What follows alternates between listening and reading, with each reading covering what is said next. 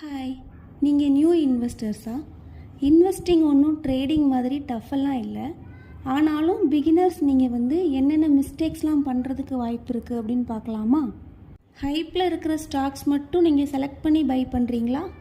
அதுதான் நீங்கள் பண்ணக்கூடிய பெரிய மிஸ்டேக். ஆல்ரெடி ஹைப்பில் இருக்குது, அப்புறம் எந்த நம்பிக்கையில் அதை நீங்கள் பை பண்ணுறீங்க?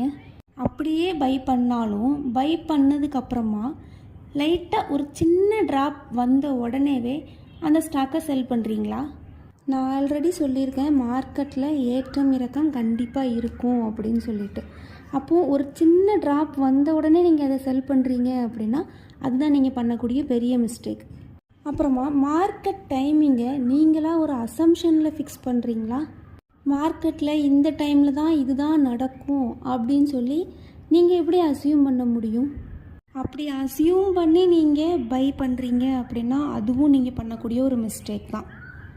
நெக்ஸ்ட்டு, எந்த ஸ்டாக்கில் இன்வெஸ்ட் பண்ணுறது அப்படின்னு சொல்லிட்டு ஓவராக காம்ப்ளிகேட் பண்ணிக்கிறீங்களா?